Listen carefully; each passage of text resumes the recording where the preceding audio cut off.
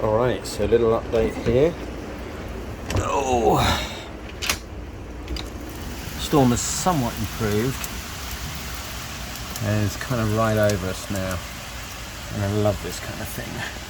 Like being on a boat with all this going on is freaking... I never thought in all the years that I was growing up that I'd ever get to do something like this. I'm so lucky. This is amazing. Alright, thunder and lightning, time to go back in.